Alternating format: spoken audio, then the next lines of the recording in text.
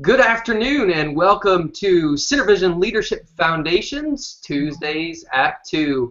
We're certainly thankful that you've taken the time to join us this week. We are excited for another wonderful guest in our series that we've had, Tuesdays at 2, looking at the social benefit world. Last week we were thrilled to have Devin Thorpe with us, crowdfunding expert, and this week our person that's joining us is so exciting because Cheryl Snapp Conner is an expert in the world of PR, and so we're looking forward to the conversation between Cheryl and Hugh. Before we get into that, we want to remind you about some important things when it comes to CenterVision Leadership Foundation. Next week, our guest is going to be Brian Suey. Brian is the author of Raise Your Voice, a cause manifesto for nonprofits. So Brian will be with us in this time slot, Tuesday at 2 next week. We also want to remind you about Nonprofit Performance Magazine. You can receive your issue by going to nonprofitperformance.org. And our special guest today is actually a contributor to that first issue, so you can read Cheryl Snapp Conner's great commentary in that one as well. And we also, as a reminder, every Thursday at 4 p.m., we follow up our Tuesdays at 2 with an extended conversation with everybody via the Twitter chat option. So you look for us at hashtag nonprofitchat, Thursday, 4 p.m. Eastern Time. We'll be talking about public relations and nonprofit organizations. We're so thankful to have you in. I'm Todd Greer, Executive Director, and I'd love to turn you over right now to my partner in crime, our founder of CenterVision, Hugh Ballou. Hey, thank you, Todd. It's good to be here. It's good to be here with a friend and an expert, a colleague. And yes, first issue of Nonprofit Performance Magazine, Professional Performance, and here's her article. And I first met Cheryl in December, and I met her as a contributor to the entrepreneurial channel on Forbes Online magazine. And she wrote an article about me in December, and I was so impressed. We had a short interview, and she captured it all. Later learned that she has this really good public relations company in Salt Lake City, Utah. Cheryl, welcome today. Thank you, Hugh. It's great to be here. Tell us, we're going to talk about PR today, and I want to set the stage for those folks that are watching today and will watch this in subsequent times. What is PR, and why do you do PR? What is your passion for this? Well, historically, a lot of people have thought of PR as promotions, and it does include that, but really it's a much broader. Every aspect of communications, particularly business communications, is really an aspect of PR that every organization or individual ought to be thinking about and could give them a lot of strength that in most cases they're not currently using.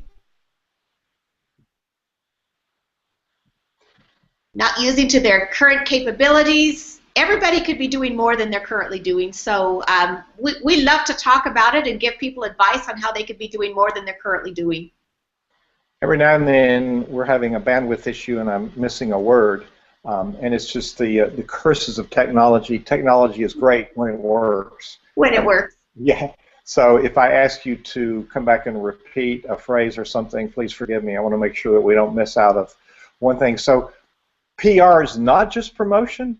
Come back at that little piece again, because that was a precious tidbit I want to capture. Okay. Well, an aspect of people's misunderstanding that PR is only about promotion is that they have to be profitable, thriving, and well on the path before they start public relations, and that's what they do to gain sales or to gain attendance at events. It's really much broader than that. By the time people wait, if that's their only definition of PR, they've lost a whole lot of opportunity, perhaps even started out some paths that were not optimal or maybe even negative towards the objective of their business. So the communications they start from the beginning, it really matters. It should be thought of all the way through.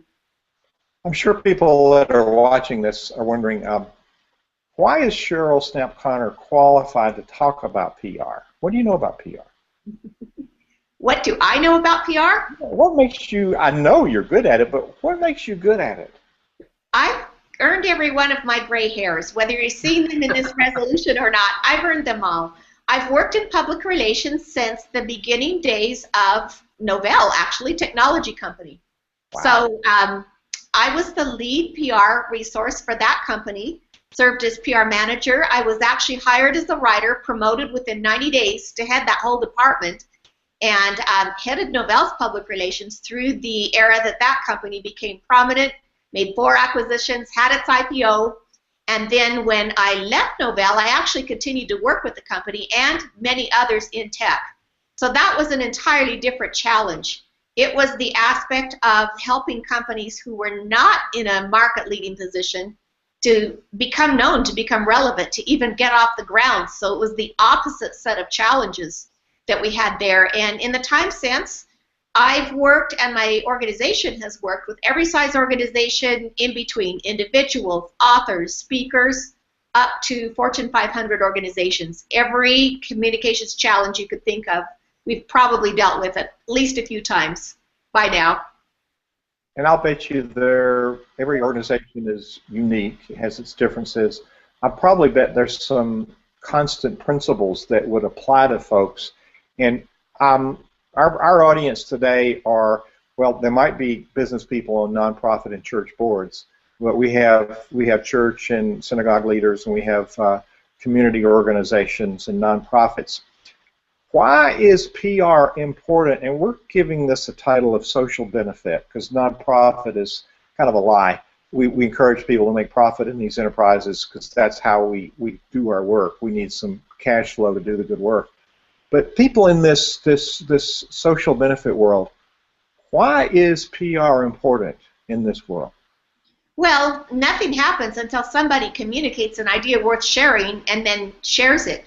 So if the idea of the organization is to make an impact, communications is imperative to that goal. And particularly in social benefit, and especially in nonprofits, it tends not to be regarded as highly or as strongly as it should be, or organizations mistakenly think that unless they've got a high-end PR agency hired, there's nothing they can do, or it's dangerous enough they shouldn't get started. There's quite a bit they could do on their own and be more effective than they currently are in most cases. Really? Yes. Really? Yes. I've been on boards in the past, and that's why I decided I would help boards, because somebody comes with an idea, and who can write? Okay, Susie, you send out this press release, and we're going to announce this event that's happening next week.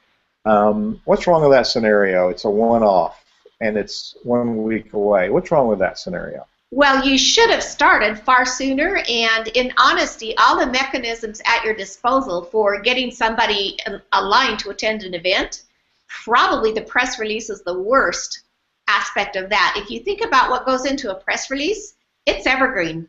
There's no eraser on the web. It's going to be there for months and years to come, and if it only matters until this event next Wednesday, you've wasted precious space with a tool that is less than optimal for the outcome that you were looking for.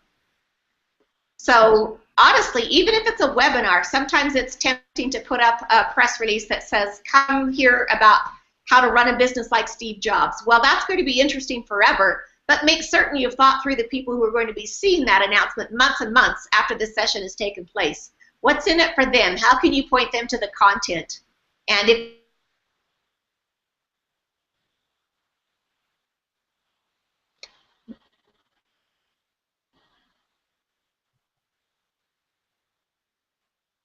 in that case is the news that's the outcome of the event that will last forever. So news of the outcome. I had a little sound blackout there. So what I'm picking up here, and you said earlier that PR is about communicating, and in the world I work in, which is the people part, the leadership part, my feeling and my experience is that communications is based on relationship. And so what I think I know about PR is it's cultivating a relationship over time. It's not by a one-off announcement, even though that particular example I chose was weak. So say more about, am I right that we're creating a relationship with a campaign? You absolutely are. Now, press releases, as an example, don't dismiss their value because they are a form of communications in which you control every word. That's a good thing. When you speak to the press and a reporter or even somebody in social media writes about you, they're giving their perception of what you said. They may like it, they may not like it, it may be a mixed bag, they may have even misunderstood what you communicated. That's a good thing in the form of creating engagement and dialogue and a vital conversation. Press releases generally don't start conversations, but they document news. Think of them more as being the due diligence for your potential participant or customer that's going to stand there, and if somebody's heard of you from some method, however they heard about you, they're going to run a Google search next. They're going to figure out what's about you. Is this as credible as it sounds? Have I formed the right impression? Are they newsworthy? That's where they form the impression. So you ought to even think about that when you write an announcement, that what would I tell my best friend? What would somebody want to read, not just hear me wanting to see said about myself and my organization? So bear that in mind. That's an aspect of real dialogue and communication to think about as you put a press release in place. But the relationship is going to come more from engagement. It would be your social media platforms. It would be your blog. It would be the comments, the dialogues. If some of the posts that you put up are the result of conversations or comments with those individuals, that's a plus. That's going to engender that relationship and partnership and keep it growing over time, where a simple press release would not. So you really need both vehicles, but use the right vehicle for the right outcome. The right vehicle for the right outcome. Yes. Now, in this whole program, I'm going to call it, this whole strategy of communications, public relations, I think I'm hearing you say you're building an image for an organization. You're defining, what's going to happen, the impact of their work, and it has different component parts over time. And so sending one off isn't going to do it, whether it's a webinar or a press release. It's activity over time. Speak about how long we have to be committed to something for a period of time in order to be able to get some traction. And I believe that sometimes people give up just before they will succeed. So talk about being committed to a whole strategy. Well, you bring up a good point that I'd like to lay out for the foundation of any kind of a program. Think about the messaging first. We can provide a template or we provide messaging to people, but in any respect, if there are maybe 10, 15, 20 locations or individuals who are influential enough that if they write about you or you appear in those publications, it's high credibility. Well, before you approach any of them, think about the message. Think about the aspects of it that you want to tell. If you had that reporter in the elevator for 10 seconds, what would you say? And how would you want that communicated for outcome overall? Generally speaking, if you appear in the press in 2 or 3, or preferably even more, of the optimally credible places where you'd like to appear, you've moved the needle. People's perception is that you're everywhere, but what you really need to do in addition to that is make certain that the message you communicate is consistent, that it's the optimal one for your organization, and that it's consistent. If you even manage to get into all of this press and the message is conflicting or it isn't as strong as you could make it, that's a net negative. So you would be wasting a resource if you didn't think about the messaging thoroughly first. Then, from there, go ahead. Did you want to say something, Hugh? No, I'm just thinking of other things. This is really good. Go ahead. Excuse me. Okay. So you're thinking about the messaging first. Then think about the mechanisms that you're going to use to engage with the community. And first off, who are they? Who is your optimal audience? You go out to everybody.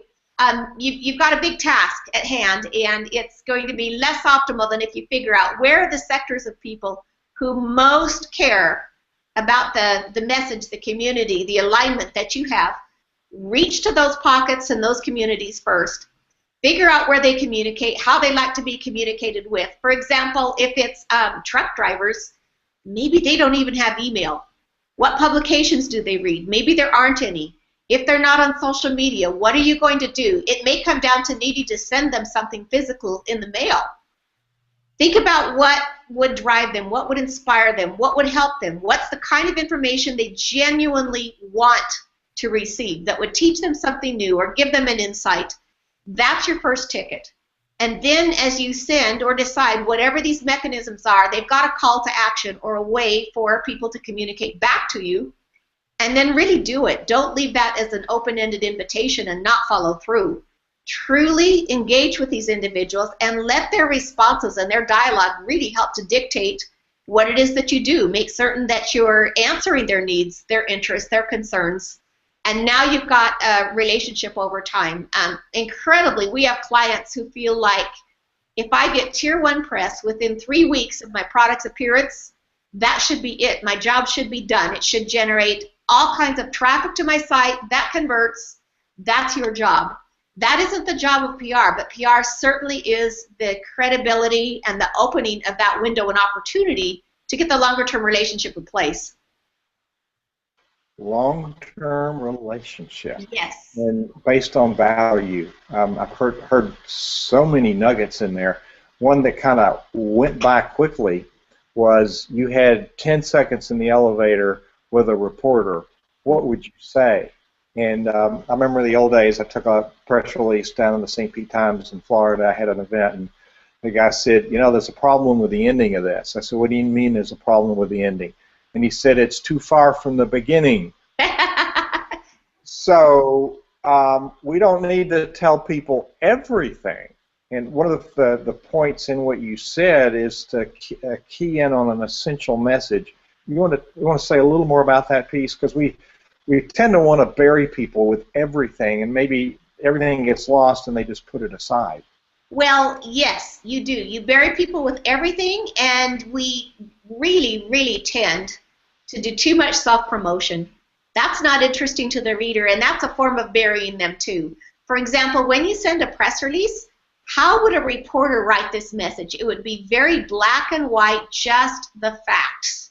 There would be no glowing superlatives. Maybe there's a quote in there, and a quote is an editorial opinion. That's where somebody can say, here's what this means and why it matters, why you should care. That's okay within that quote, but the rest of the information should be very straightforward. People sometimes complain, this sounds too bland. How can somebody get excited? Well, they can, and they're going to be getting a lot more excited if it answers their need, even if it's in simple, straightforward language without all of the adjectives. For the message, at the end of the press release, we call it the boilerplate. It should be perhaps just 2 to 3 sentences long. Think about that increment saying just the basic facts. What company is it? Where is it based? What does it provide? How do I get it? Is it bigger than a bread box? So many companies and organizations put something out and fail to include these basic facts. And I'm left wondering, is it software, hardware, some of both? Do I pay for it as a subscription, or is it going to cost $100,000? I don't know if this is in my league. So all the revolutionary problems it solves for me, I don't even care about because I don't know if it's even available to me. So think about that. How do we, is there a standard, this boilerplate that you talk about, is that like a checklist of the essential items that ought to be in a press release? Or Absolutely. Every press release, in fact, if you wire post a press release, as you should, if there's no boilerplate, the wire service is probably going to call you up and say, what are you thinking?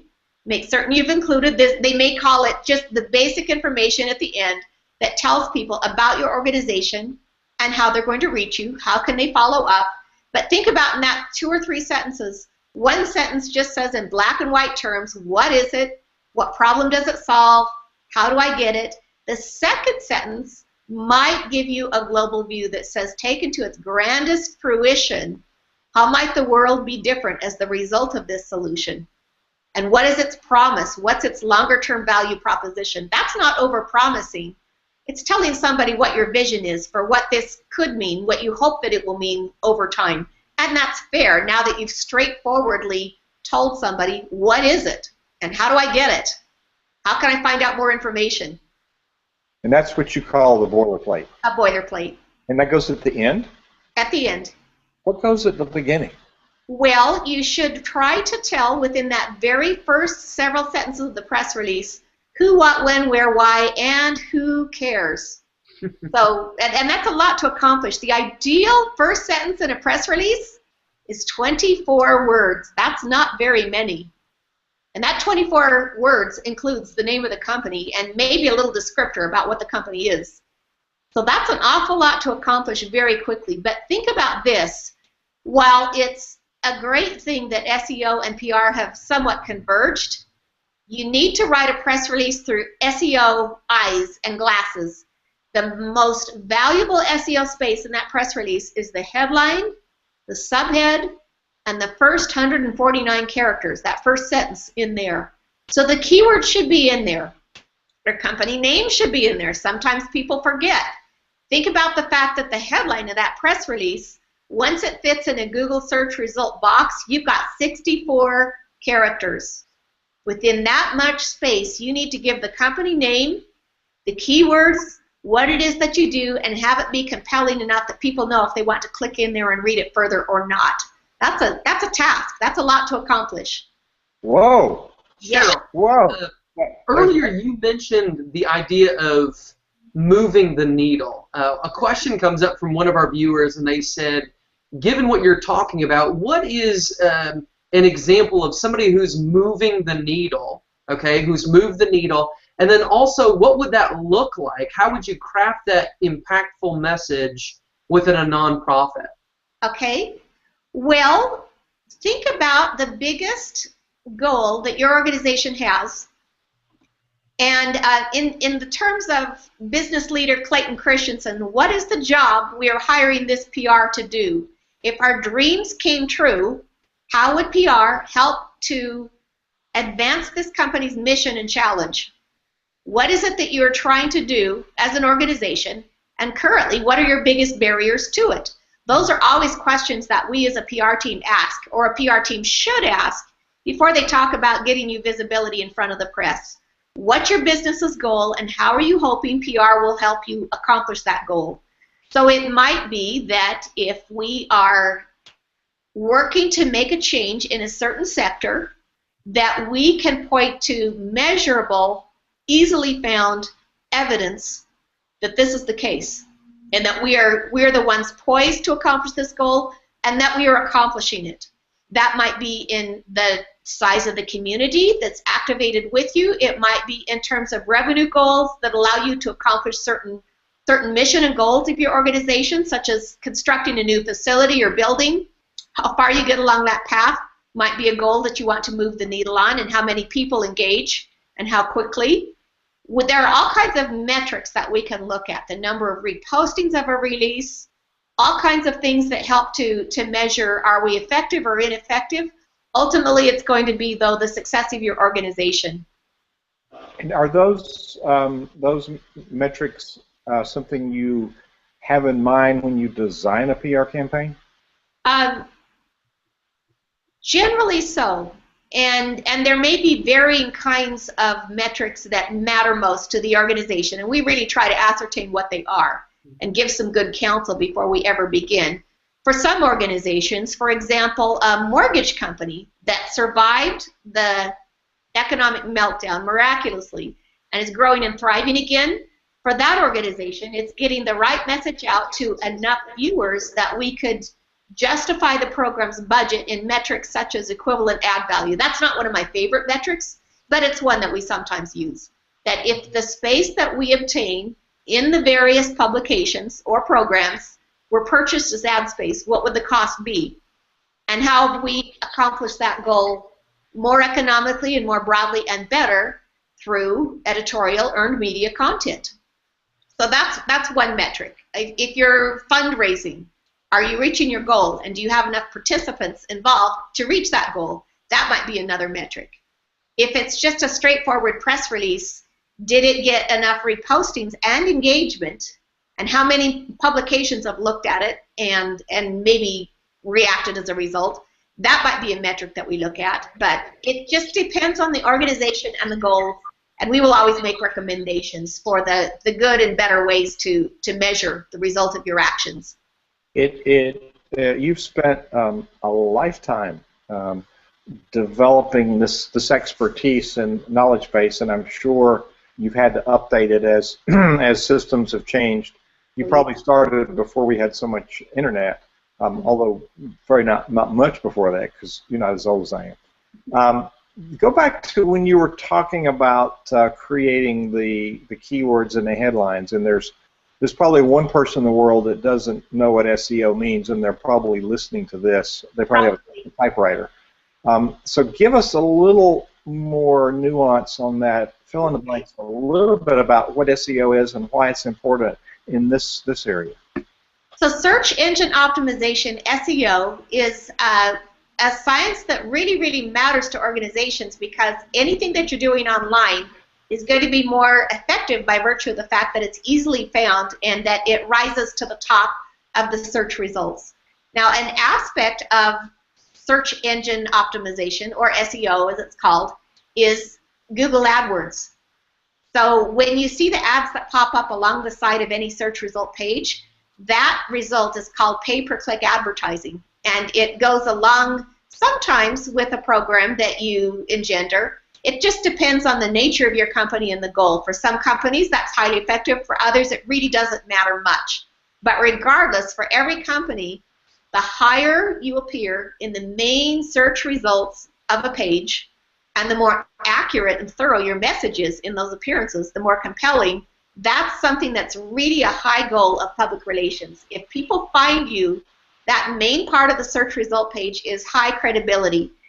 We have really ascertained through multiple data sources that you are more compelled by the results you find on the internet, the opinions, the reviews of those so-called experts or other consumers, than you are even by your own family and friends.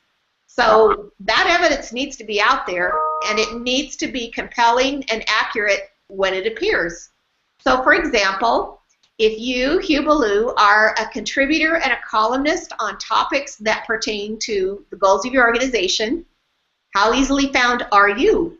Or if somebody is looking for the nature of organization, if they look for a social enterprise, or if they look for nonprofits, or if they look for a church-oriented organization, generally people are searching on 2 or 3 word terms.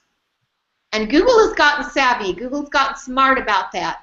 They recognize that. So you no longer have to have those words appear in any certain order for Google to produce a result.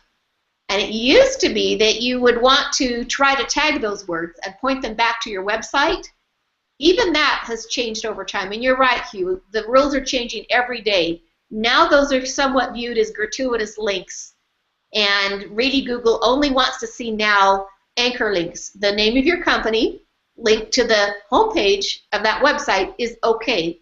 And have that company name come up in the context of meaningful information. Not to have it thrown in there just as, guess what, I got a link on a high-ranking site, this is good. And people, I saw something happen in somebody's marketing campaign that just slayed me. They were bragging about 10,000 views on Reddit. When I looked at the Google Analytics behind this, those viewers from Reddit were on the site for 7 seconds or less.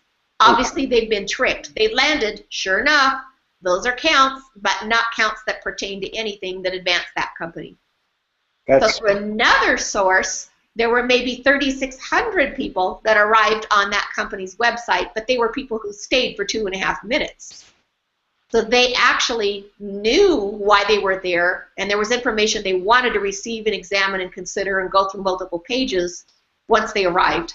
So all of this matters, and it's all a function of SEO. You could get press. You could start a scandal and get press. It's not really helpful to your cause. But if people who are willing or looking to engage in the kind of opportunity that you offer find you readily, that's good search engine optimization, and that's one of the goals of PR. I want to explore 2 more topics. You know, what do we do that creates negative impact in social media? But before I do that, Todd, do you have any more questions that have come in? I don't, but I do want to briefly summarize. Cheryl presented us with 5 specific things, and I think this is really important for us to hear. Sometimes we need that organization to think through it.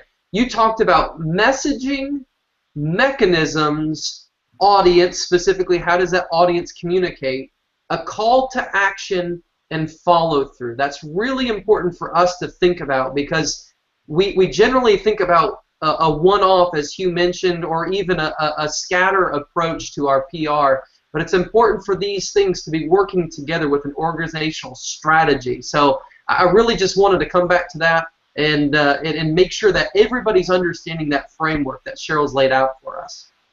And she also had talked about, thank you for that, Todd, targeting who you want to influence. So Cheryl, there are things that people do that create negative results. Mm-hmm. And sometimes it's through the formal PR, but is social media part of PR too? And do we absolutely yes. And I would maintain very strongly there are no longer the days that you can be a separate person on PR and in business. They are so intertwined. It's just flawed thinking to think you can live one way on social media and pretend to be somebody else when you put on your suit and go into work. It's the same person. There are people who've lost jobs over things that they've said and done on social media that they said I was only joking, or it was just my personal opinion, or I didn't know anyone was there who was watching. I didn't know they were going to post it. You just can't afford to live that way anymore. I do see some advantages in that. It's a better way to live in the first place. If you're authentically the same person at all times, it sure makes things simpler. Mm-hmm. And those are maybe some additional incentives to be more authentic and to live with more integrity in the first place. But it's a joke when people say, you know, I want to be on the front page, and I tell them, well, we could start a scandal. You'll get there real fast. It's not beneficial. But losing your temper, not thinking through what it is you hope to achieve and whether this is the best way to get there before you respond to somebody, especially in a public forum. There's a viral piece of video on YouTube of a PR person who got so frustrated at a heckler in the audience, he finally beat the guy up. And, of course, it was captured on film. And his boss said, you could have showed more restraint, were the final words before the fellow was canned. He was fired. So the things you think are just funny, or you're just among friends and having fun, or you're speaking in the heat of a moment, or sometimes people on the spot feel like they have to answer something right away, and the first thing they blurt out is regrettable. So all of these things are matters that you need to think through, especially since your personal brand and your organization's brand are intertwined. Both are necessary, and in many respects you should consider them one and the same. I'm wondering how many of our colleagues in the social benefit world even have thought seriously about the brand image, the brand message, the brand promise. Those are all integral in what you're talking about, aren't they? They are, and it applies to your team members, to your employees as well. For example, one of the major banks in Salt Lake City had a terrible scandal some years ago. Their CFO got into some legal trouble. He had a Corvette, he liked to date young girls, he was wearing leather pants, license plate ecstasy, parties that the neighbors were complaining about, and then one day his 19-year-old girlfriend and his 19-year-old daughter, there was a 911 call and an emergency. The 19-year-old girlfriend nearly died of a drug overdose, and the daughter was there in the situation too. That scenario affected the company greatly. It was not their fault. They didn't espouse any of this. All of these activities that happened on that executive's personal time. The executive ended up having to leave the state and get into another line of work and go by a different name over time. But all of these things are issues we need to think about. Fortunately and unfortunately, it all matters. It affects the company's brand. Oh, my goodness. Yes. Not a good day in PR. Okay. Now, it takes a lot of PR to counteract stupidity, doesn't it? Yes, it does. There's no upper limit on stupidity. So we have lots and lots of very small religious and community organizations that have very, very limited budgets, and they want to try to do stuff themselves. Is there a way to engage some sort of agency? You have a pretty high-level agency with a number of experts that work in that culture with you. Is there a need for these social benefit organizations to have expertise, or can you do it all yourself? Well, how do you define a program, and what are the principles around that? Well, it depends on the organization. Some organizations are naturally savvy, or they can be, and if that's the case, then good for you. Get some good counsel, whether you get that out externally or somebody qualified comes into your organization or you hire an agency. All of these things are options. But to simplify matters, here's something that I like to tell people to bear in mind. There are 3 things that you can put into the world via the internet or in the world of internet that you control, and they're outgoing, and those would be press releases, social media, and blogs or guest posts. Those are things that you control. They promote engagement. They are things that you can proactively do, and if you do them well, they can benefit great returns. 2 things that the internet brings back to you are brand mentions and reputation. Those are the things you can influence, but you can't 100% control, and they matter greatly to your successful outcomes. And then number 1 is that message or strategy position. Make certain that you're prepared with an appropriate message and foundation before you begin. So I would say create that messaging. Do it by yourself or with help if you need to, but create that message, that foundation. Then get a policy in place for your organization that says who will speak, how will they speak, what is our policy regarding employees who blog, who participate in social media, should they identify themselves as part of the organization, or should they not? What are our rules and guidelines so that everybody has really operating guidelines? A lot of the mistakes that happen are innocent or did not even contain bad intent, or somebody felt like they were defending their organization by standing up and speaking in front of the press. So give them some guidelines to work from.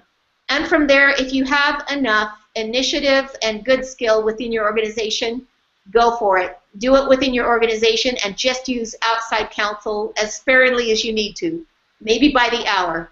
Maybe that's not enough. If you've got a large global or national organization and you need to think about major initiatives, maybe you do need an agency. Maybe you need a big agency. Those kind of things can have high impact. So there's the full spectrum there, but there are guiding principles that come into play regardless of where you are on that continuum, even if you're doing it all by yourself. Absolutely. Absolutely. That's a foundational piece. Yeah. How do we make decisions on behalf of this organization? And I would guess that the vast majority, very few that I've ever encountered, even have thought about guiding principles, and some don't even know what they are. And you've listed, until they get burned, until they have a mistake. Yeah, yeah, and then they blame it on somebody else. You've listed a fundamental strategy that I use in organizations that's really key to help minimize. You're going to have conflict where you got people, but to help minimize especially in this world where news travels so fast, that you want to make sure that you manage the information and manage how people make decisions in their personal time. But if a Facebook page that says where you work, so whatever you do is going to reflect on the organization. So we're in an information age that news travels so fast. Now, you write a column on Forbes. That's where you and I first connected in the entrepreneurial world. We were at CEO Space, which is a business growth conference. And I would guess, Cheryl, that there's some commonality with entrepreneurs. I'm an entrepreneur. I have a great idea. Because I have a great idea and I have this great vision, I just assume everybody is going to jump on board and buy my product or buy my service. And I would guess, and a lot of the community-based organizations that I've worked with, we've got this compelling vision. Surely people will give. Surely people will volunteer. I bet you there's some common traits with the entrepreneurial world and the community nonprofit. What do you say? Absolutely. Very much common. And in fact, one of the things that I'm glad you bring it up, or that I'm just compelled to share as we're having this conversation, is that so many socially conscious organizations still, even with their altruistic motives, are coming at their solutions from a foundation of me first. We've got the answer. We want everybody to join and support our foundation, our organization. We're the one that matters. And so they're like competing entities. And there's a little bit of an irony, because their purported mission is to help, but if they could align better together, and that's like for-profit organizations as well. if they would align better, they would be better off. That the world doesn't always have to start from one individual. This is me. This is my program. This is how it works. We're altruistic. We're out to change the world, but only with us at the center and through our methodology. So I think that that's a good lesson that all organizations could learn, but is especially opportune to the religious and nonprofit side of organizations, to the social side of entrepreneurship. That you need partners. We all need to engage together. There are things that can advance the world that involve us all and won't be centered on us alone as we get there. Perfect. What I learned from one of our colleagues that you've just recently met in Salt Lake City, Garrett Gunderson, he teaches people about how money works, and his continuum is you have mental capital. That's about what you were talking about. We have something that's so important and it's going to solve the problems. But you also said we don't need to toot our horn or sell too hard. He says we got this mental capital, we build relationship capital, and I think this is where you play. We're creating relationships. To me, social media creates relationship capital, and so we're taking information, building capital relationships, then we build donors, then we build sponsors. So it's this piece in the middle that folks want to go, this is important, would you give? Rather than let's talk about, let's build a relationship, let's have dialogue, let's get to know each other, let's talk about the importance of the results, and then we can talk about the impact of their donation or their sponsorship at the other end. So I'm perceiving that the piece that you bring in that middle space, which is the big space, how do we create relationships with people that matter, and how do we create over time? And by the way, we're trying to get attention in a very noisy marketplace, very noisy world. So having a compelling message that's very carefully crafted and delivered with precision is so key. So you've given us an immense amount of data, and so this is recorded, and people, if they send in questions to us, may we forward those questions to you and let you respond to them? Yes, and you may. If people want to read things that you write, they could Google, you mentioned Google before, they could Google Forbes and Cheryl Snapp Conner, and they would find your articles? Yes. Actually, you can even follow them, so you'll get a ping every time I put up a new post, and send suggestions, send ideas, and a number of my columns are the outgrowth of things people have suggested in comments or emailed and proposed to me. Yeah, and even as entrepreneurs, there's some things that all leaders can learn for any organization. And your agency is Snapp Conner Agency. Is that, what's the URL? Snapp Conner PR, snappconner.com.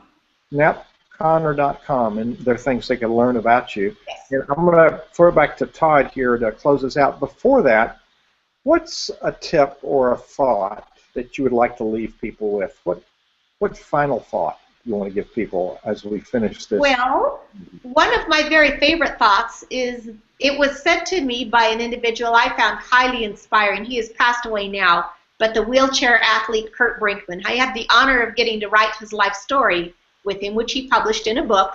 But he said to me one time, Cheryl, there are people who watch things happen, there are people who make things happen, and there are people who stand there and say, what happened? So which kind are you? He said, I'm somebody who makes things happen. I considered it the highest compliment ever received, and I would pose that same question back to the listening audience here. Which kind of person are you? Are you somebody who makes things happen? I suspect that the majority of your listeners are, or they wouldn't be here. They wouldn't be interested.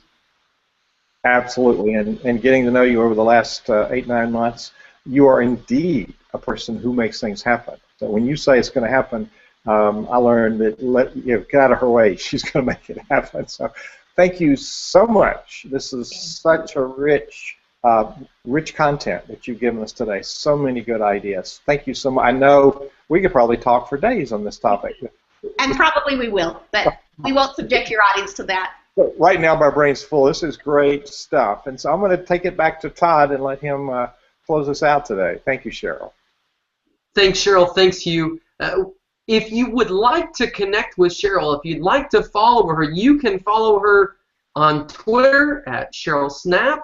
If you look at the landing page, centervisionleadership.org, the Tuesday at 2 tab, you'll find out how to follow her on Forbes. You'll find out how to follow her at the agency. You'll find out how to find her on Twitter, on LinkedIn, on Facebook, because we think it's important for our audience to be able to understand who it is that we're bringing in. As an organization, we try to be very transparent so that you can see that these are people that are highly credible in the field that you're living and working in. And so that's really important to us. And so, Cheryl, thank you so much for joining us our Tuesday at 2. It's been such a blessing. We're going to continue this conversation. If you're interested in public relations, if you're a nonprofit, a church, and you're wanting to know a little bit more, join us Thursday at 4 p.m. Eastern Time in our hashtag nonprofit chat. You can find that and follow it on Twitter, tweetchat.com. You can find it there. It's an opportunity for us to extend the conversation to the next level, for us to be able to engage with you and you to be able to put forward to an audience some thoughts that you have in there as well. As always, want to encourage people to check out nonprofitperformance.org. It's a great place to be able to find information that impacts your organization. And as we mentioned earlier, Cheryl Conner is one of our contributors for Issue 1. You can read about her information there about business communication. Again, next Tuesday at 2 p.m., Brian Suey, author of Raise Your Voice, A Cause Manifesto, will be our guest. We are excited to continue this series, excited for you to be along with us, and we want to thank you so much for joining us today. Have a great day, and check back in, centervisionleadership.org. Thank you so much. Bye-bye.